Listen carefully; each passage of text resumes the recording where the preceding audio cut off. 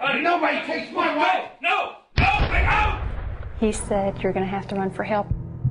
And I'm running with everything I've got in me, as fast as my little 7-year-old legs can take me. With her mother lying dead in the next room, Rebecca!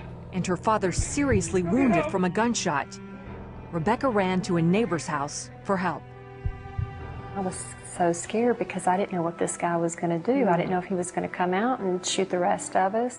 The events of that night were actually the culmination of years of torment at the hands of one man, an elderly neighbor whose jealousy eventually turned deadly. Rebecca wrote about it in her book, The Devil in Pew Number 7. Mr. Horry Watts was well off and well connected. He was used to calling the shots. That is until Rebecca's father, Robert Nichols, a young, handsome preacher, took over at the Free Welcome Holiness Church in Sellerstown, North Carolina. The congregation loved him and his wife Ramona, and the church flourished. But Mr. Watts, who always sat in pew number 7, did everything he could to drive the Nichols out of town. This man was every pastor's nightmare. He would point at his watch if he thought my dad had been preaching too long. He would get up and walk out and slam the door, so they had the doors replaced so that he couldn't slam them anymore, which made him even madder. But this was only the beginning. He worked his way up from harassing phone calls and threatening letters to the drive-by shootings, and then when he realized all of those things weren't going to work, then he began with the dynamite explosions. And we had 10 explosions in 2.5 years around our church and our home. One of the explosions shook the house so hard, her baby brother's life was put in danger. That explosion blew out 2 or 3 windows in that room where my brother was sleeping. He was just a little baby. And my mom would read Psalms 91 to me about how God would cover you with his feathers, that his angels would watch over us. And my brother did not have one piece of glass on him. Although the Nichols knew who was terrorizing them, they couldn't prove it, and the police moved painstakingly slow on the case.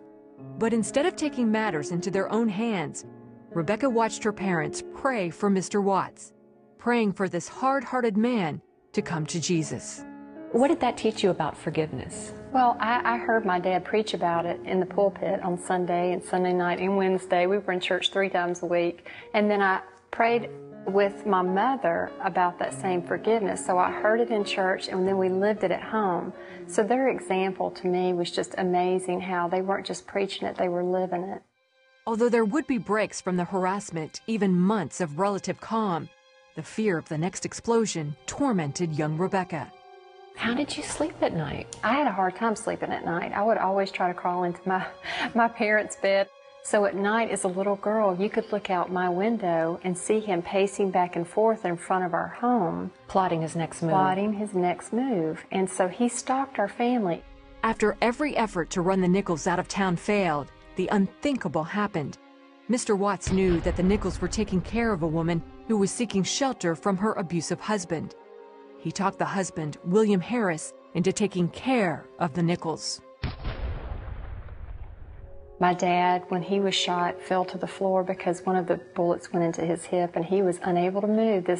This big guy, you know, my hero, our protector, was, you know, just slammed to the floor with that bullet. Although Rebecca's father survived the shooting, her mother didn't make it.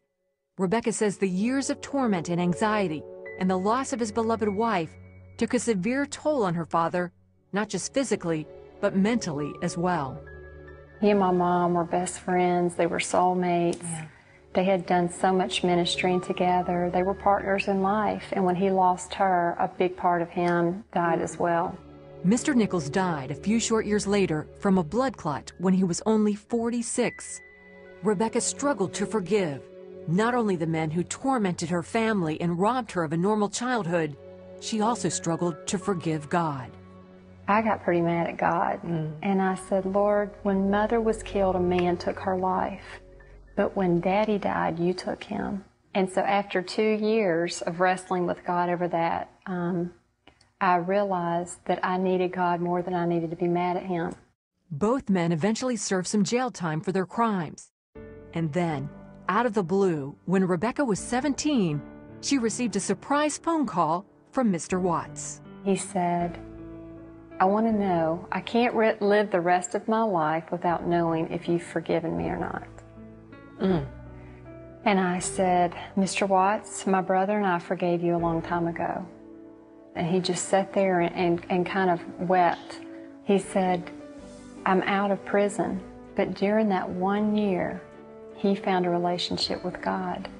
Not when he was in church services every week with us, but when he was in prison alone with himself and his sin. Right. That's when he found Jesus. Amazing. And he said, I want you to know that your dad was a good man and that he didn't deserve what I put him through. Today, Rebecca is married to a preacher herself and has 2 beautiful children. She says in writing the book, she had to forgive all over again, but says God is faithful to help you forgive if you let him. We all need forgiveness.